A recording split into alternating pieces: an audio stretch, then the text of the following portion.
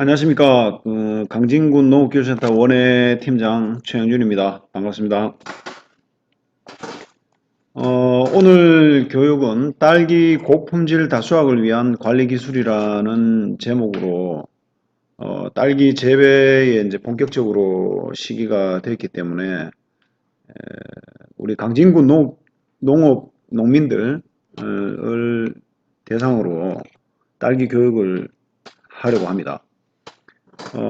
향후 이제 코로나 때문에 이런 비대면 교육들이 점차 많이 늘어나고 할 계획이고, 훨씬 더 훌륭한 강사님들을 모시고 이런 콘텐츠들을 계속 개발해 나가겠습니다.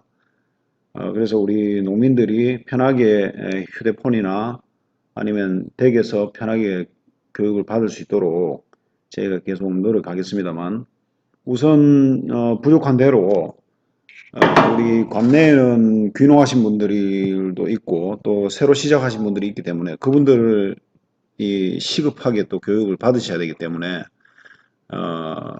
이런 그 유튜브 대상 동영상을 제작하게 되었습니다. 많이 들어본 교육이신 분들은 좀 빨리빨리 이렇게 넘겨서 교육 받으시고요. 어, 처음 들어보신 분들은 꼼꼼하게 한번 그 제가 보여드리는 자료하고 같이 보면서 교육을 좀 받으시면 좋겠습니다.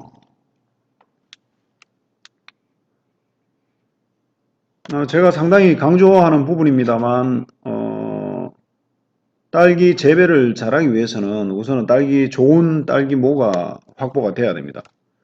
이게 가장 큰 다수학의 비결이고 그 다음에 정식 후에 어떤 재배 관리나 환경 관리 이런 부분이 일정 정도 차지하겠죠. 가장 중요한 무엇보다도 항상 중요한 그런 관건은 병 없이 깨끗한 묘를 확보하는 일이 우선입니다. 그래서 우리 강진 농민들께서는 그 육묘에 상당히 공을 많이 들이시고 또 우리 지역에서 약 한 6, 70% 이상은 아마 자가 뭐 생산이 가능한 것으로 지금 파악을 하고 있는데 그럼에도 불구하고 계속적으로 또 육묘 사업에 대한 수요들이 있습니다. 그래서 저희도 예산을 마련하려고 또 노력을 합니다. 그래서 딸기 농사는 모종이 전부란 말이 있고 또 저는 이제 육묘 같은 경우는 또 모주 준비 이런 것이 육묘 농사의 반이라고 그렇게 생각을 합니다. 그래서 이런 부분을 좀 잘 준비를 하셔야 재배가 원활하게 이루어지겠죠.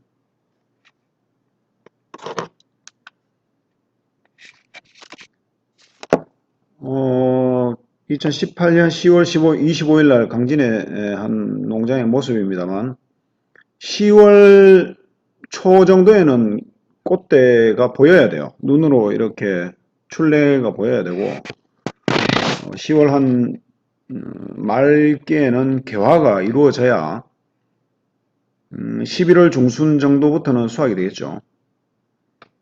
자, 그래서 이제 그런 모종을 만드는 수확이 많이 되고 또 원활하게 재배가 이루어지게 하기 위해서는 이 딸기 육묘가 반드시 좋은 묘 확보가 반드시 이루어져야 됩니다.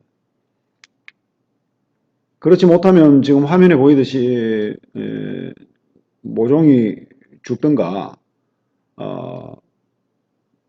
재배가 제대로 잘 이루어지지 않아서 수확이 잘 안 되겠죠. 제가 걱정을 많이 하고 하는 병 중에 하나가 시드름병인데 금년에 제가 경험한 바로 바에 의하면 이 시드름병균은 온도가 좀 낮을 때는 발병을 안 합니다. 발병을 안 하다가 온도가 좀 높아지면 또 발병을 하고 이런 특징이 있습니다. 그래서 현재 모종에 감염된 모를 정식했을 경우 감염된 모를 정식했을 경우에 바로 죽는 확률도 있지만 그 온도가 가을에서 겨울로 넘어가면서 온도가 약간 떨어지면서 이 죽지 않고 그냥 버티는 그런 경우가 있어요. 그러다가 겨울 내내 수확이 제대로 안 되다가 봄에 또 온도가 높아지면 고사되는 그런 경우가 있습니다. 오히려 그게 상당히 최악의 경우입니다. 차라리 가을에 초겨울에 죽어버리면 보식을 해서 또 그거 수확이 되는데 버텨버리면 1년 내내 농사를 망치고 그 자리에서는 수확이 거의 이루어지지 않는 그런 아주 최악의 그런 경우가 생깁니다. 그래서 우리 재배 과정에서 가장 걱정되는 병 중에 하나가 그런 시드름병이고요. 또 육묘 후기의 관리가 좀 제대로 이루어지지 않으면 탄저병도 상당히 우리를 힘들게 하죠. 그런 병 관리가 우선 육묘 때는 고려되어야 됩니다. 그래서 깨끗한 병 없이 깨끗한 묘를 확보하는 것이 관건이고, 그 병 없이 깨끗한 묘를 확보하려면 우선 모주가 깨끗해야 됩니다. 모주가 깨끗해야 되고 여러 가지 그런 조건들이 있겠죠. 조건들이 있는데 오늘은 뭐 이런 육묘보다는 재배에 중점을 둬야 되기 때문에 이런 부분은 조금 빨리 좀 넘어가도록 하겠습니다. 또 지금 오늘이 9월 10일입니다. 그죠? 9월 10일. 어제하고 오늘하고 농가분들이 한 찾아오셔갖고 이제 꽃 화분화가 됐는지 안 됐는지를 확인을 좀 해달라 해서 제가 봤는데 지금 정도에는 제가 추천한 그런 일정을 맞추시면 이런 일정이죠. 면 나이가 한 75일에서 105일 사이, 또 제식거리가 있고, 그러니까 이 육묘판, 넓은 육묘판을 사용하라는 얘기죠. 적절한 시비 기술, 8월 초에 물을 끊는 그런 기술들, 또 화분화 유도하는 거, 저격하는 거, 이런 것들은 또 억제제나 1인 상가리 처리, 저격, 이런 것들이 되면 지금 정도에는 화분화가 거의 다 돼 있습니다. 어제 오늘 한 5분 봤는데 거의 다 화분화가 돼 있고, 저희 실전 포장도 마찬가지로 화분화가 이루어져서 오늘하고 내일하고 지금 정식을 할 생각입니다. 그래서 현재 이 우량묘라는 개념은, 우량한 묘라는 개념은 그 재배도 뭡니까, 병도 없지만 이렇게 튼튼하게 모종이 되면서 다음 수확이 상당히 많이 되는 그런 상태겠죠. 그러면 이제 꽃도 제대로 만들어야 되고 나이도 어느 정도 확보가 돼야 되고 뭐 이런 조건들을 갖추어 주셔야 됩니다. 저희 육묘하는 모습이고요. 요것은 이제 10월 한 말경에 꽃도 피고 과일이 어느 정도 눈에 보이는 그런 상황이죠. 이렇게 꽃수가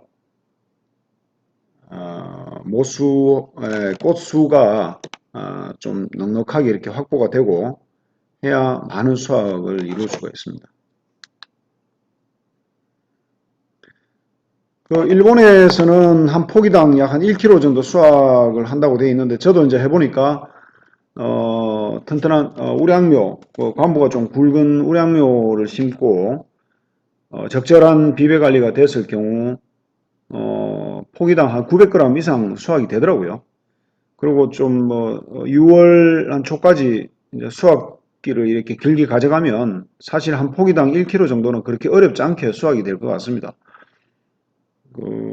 우리가 재배할 때 한 2만 주 정도를 심는 게 일반적이죠. 그러면 1kg라고 하면 약 2만 kg, 그러니까 20톤 정도 되면 아주 쉽게 1억 이상 매출을 올려야 되는데, 실제적으로는 1억 매출이라는 게 상당히 어려운 문제죠.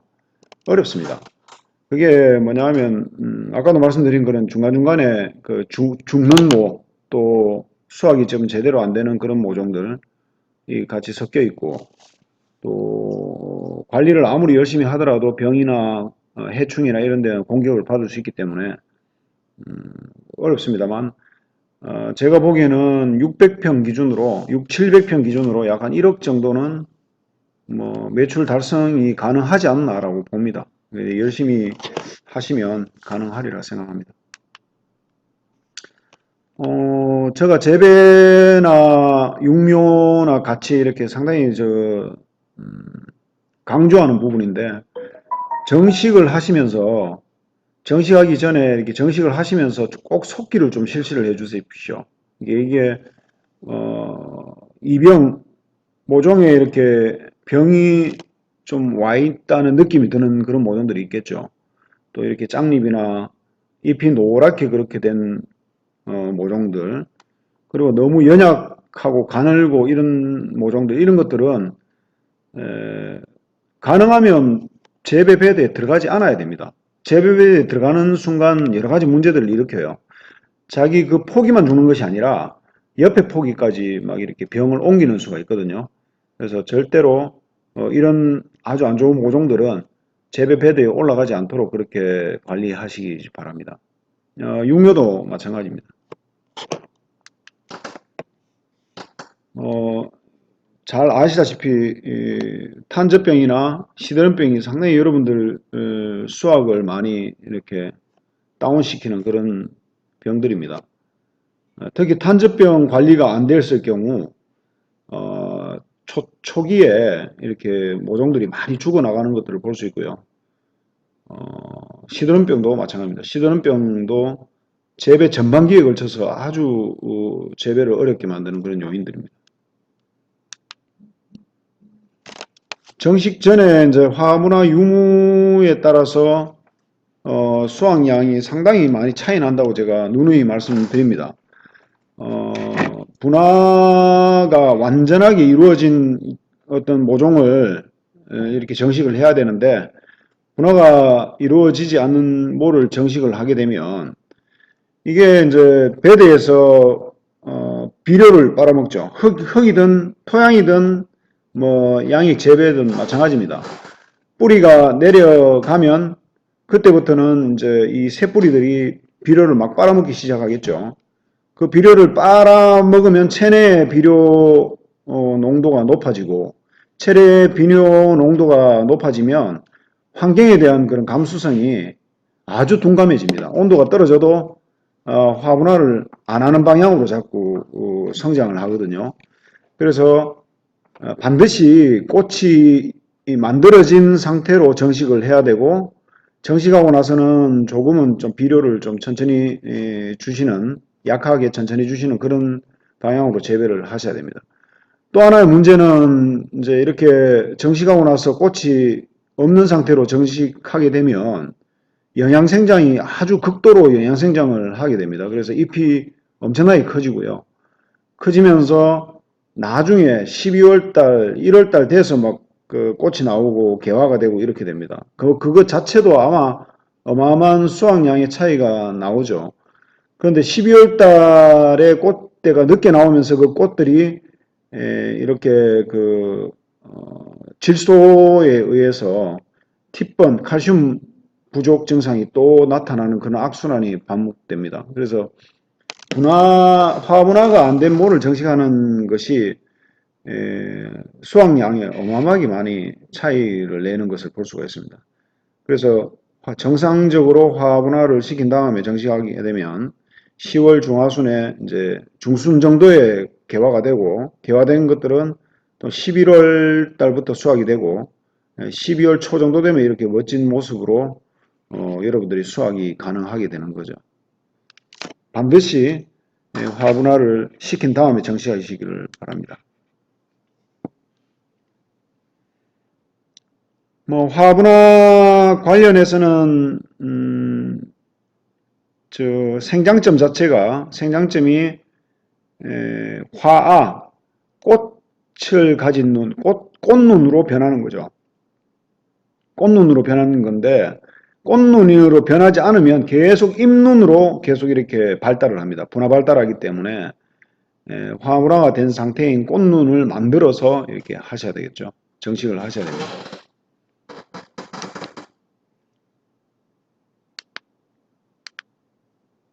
지금 이론적으로 보면요, 그 화분화에는 온도가 가장 중요하다.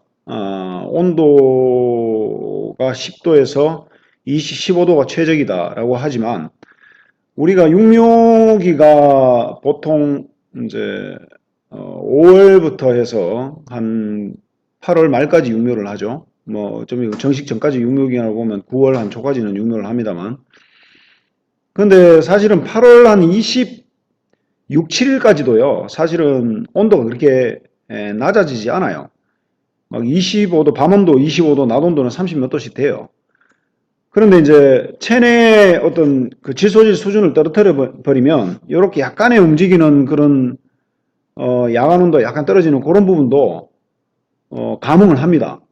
왜 그러냐면 온도도 중요하지만 이 일장도 중요하기 때문에 그래요. 일장이나 여러 가지 다른 조건들도 이 화분화에 영향을 미치기 때문에 8월 말 뭐 정도에 이렇게 약간 떨어지는 그 온도를 감응을 해서 화분화가 되게 됩니다. 그래서 오히려 육류 후기에 비료 수준을 낮추는 체내 비료 수준을 낮추는 그 작업이 상당히 중요하죠. 그래서 저는 8월 초순부터는 맹물 주시라고 하잖아요.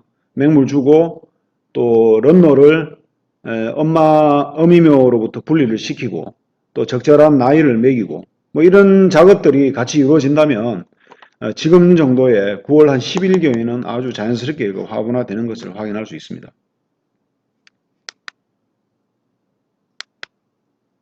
예, 일장도 상당히 효과적입니다. 일장도 사실은 온도가 약간 높더라도 일장이 어느 정도 받쳐주면 이 화분화 상태로 갈 수가 있습니다. 그래서 일장이란 것은 사실은 우리가 뭐 마음대로 할 수 있는 부분은 아니잖아요. 그 일기에 따라서 기후에 따라서 일장이 정해지기 때문에 그 요거 일장도 중요하고요. 또 묘령, 묘 나이도 상당히 중요합니다. 우리가 할 수 있는 그런 그 재배자가 조절할 수 있는, 컨트롤할 수 있는 것 중에 가장 중요한 것은 이 체내 질소 함량입니다. 체내 질소 함량을 좀 낮게 이렇게 만들어줘야 돼요. 꽃을 만들기 위해서는. 물론 이제 재배에 들어가게 되면 재배 초창기에는 이화방까지 생각을 해야 되기 때문에 질소질을 조금 억제하면서 이렇게 가겠죠. 그러나 이제 10월 중순 이후부터는 본격적으로 키워야 되잖아요. 그럴 때는 그 질소 함량을 좀 넉넉하게 주고 그전에는 체내 질소 함량을 조금 낮추게 하는 방법, 이 방법으로 가는 것이 화 발달에는 도움이 됩니다.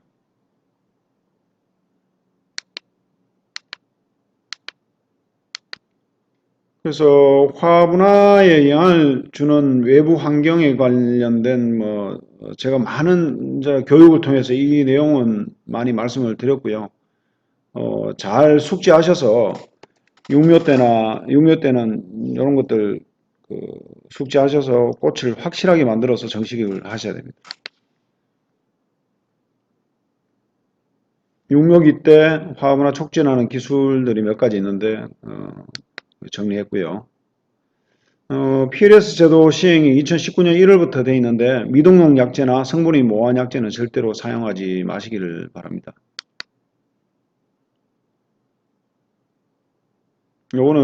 이 모습은 지금 칼슘 부족해서 나타난 팁번 증상입니다. 팁번 증상.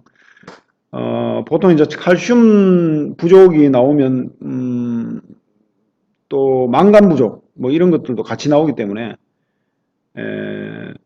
이게 사실은 같이 질소하고 같이 다 연관된 것들이거든요. 질소가 체내에 너무 많아 버리면 우리가 양액을 통해서 칼슘, 망간 뭐 이런 것들을 주더라도 식물이 빨아먹지를 못합니다. 그러다 보면 이런 팁번 증상들이 상당히 심하게 나오는 그런 경우가 있습니다.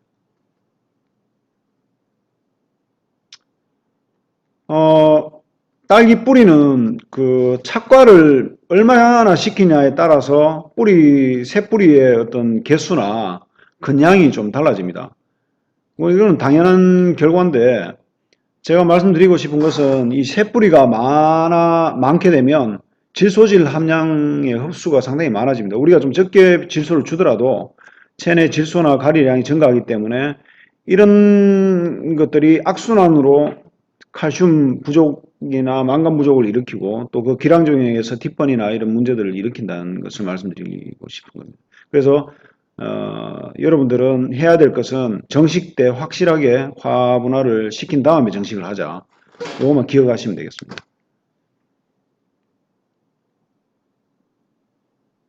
지금 보시는 그림의 왼쪽 그림은 좀 늦게 꽃이 된 그림이고 오른쪽은 정상적으로 꽃과 과일이 이제 달린 상태고 또 두 번째 꽃까지 이렇게 보이는 상태죠. 조기에 출래를 시켜서 해야 됩니다. 근데 너무 조기 출래하면 안 되겠죠, 그죠? 어떤 경우에 모종 6묘 때 너무 꽃을 만들기 위해서 너무 일찍 비료를 끊는다든가 이렇게 스트레스를 너무 많이 줘버리면 오히려 너무 일찍 출래가 되는 그런 경우도 있어요. 제가 실험해 본 바에 의하면 6묘 때 비료 농도를 너무 낮게 주면요. 그 뒤에 수확량이 상당히 또 떨어지는 것을 볼 수 있습니다. 약 한 30% 이상 수확량이 떨어져요. 그런데 우리 기술이 딸기 주산지인 저기 논산이나 그 경남 쪽으로 가면 모종을 거의 빨갛게 만들어 버려요. 줄기나 이런 잎이나 이런 것들을 거의 노랗게 빨갛게 만들어 버립니다. 그만큼 비료를 거의 안 주고 그냥 맹물로만 육묘기기 내내. 왜 그러냐면 그분들은 8월 25일 전후에 막 심어버리거든요. 그래서 말 그대로 초촉성 재배를 하기 위해서 막 그렇게 하는데 저는 그 무조건 반대합니다. 왜냐하면 육묘 때 그렇게 영양실조 가까이 이렇게 모종을 연약하게 만들면 겨울을 날 수 있는 그런 에너지가 상당히 부족하게 되죠. 그래서 수확량이 그렇지 않은 거에 비해서 상당히 떨어지는 것을 확인을 했습니다. 그러니까 우리 지역의 실정에 맞게는 어차피 우리는 심는 시기를 당기기는 좀 어렵거든요. 종종 우리 지역에서는 8월 달에 심으시는 분들도 계신데 그분들은 별도의 어떤 화분화 만드는 꽃을 만드는 그런 처리를 하셔야 돼요. 반드시 하셔야 되고 그렇지 않은 경우에 8월 25일 날 심어버리면 우리 지역에는 거의 꽃도 안 될 뿐더러 이하방도 상당히 늦어지고 이렇습니다. 그래서 이하방 늦어지는 정도가 그 잎이 1하방하고 2하방까지 잎이 8장, 9장 이후에 나오거든요. 그러면 2달에서 3달까지 늦어질 수가 있어요. 수확이. 그러니까 절대로 그렇게 무리하게 하지 마시고 우리 지역에는 적절한 그런 시기가 9월 한 10일 정도라고 보면 그 육묘 때 그 어느 정도의 그 비료 농도를 주고 그 다음 이제 꽃을 만들기 위해서 그 맹물을 주고 이런 순차적인 어떤 관리 방법 이런 것들로 가면 무난하게 11월 한 20일 정도부터는 수확이 됩니다. 그때 가격이 좋잖아요. 그래서 무난하게 그렇게 재배를 하면 큰 문제는 없지 않느냐 그렇게 봅니다. 칼슘 부족 이런 것들이 나오면요. 겨울철에는 온도를 좀 따뜻하게 하는 것이 좋고 야간에는 습도가 높으면 흡수량이 상당히 높게 됩니다. 그러나 주간에는 또 습도를 낮게 해야 돼요. 이 부분은 여러분들 인위적으로 막 하기는 좀 어렵거든요. 그래서 하우스 밀폐 시간으로 해서 하우스를 닫아 놓으면 아무래도 수분 습도가 올라가기 때문에 그런 것들로 해서 조금 하고 양의 금액은 조금 낮은 이시로 횟수를 증가해서 하는 것이 좋고 금액 시간은 마지막 관수를 좀 늦춰서 그렇게 관리하면 좋겠습니다. 그것도 이제 수분 관리를 하시다가 잘못하면 제피 곰팡이가 많이 생길 수가 있으니까 이런 것도 조심하셔야 되고요.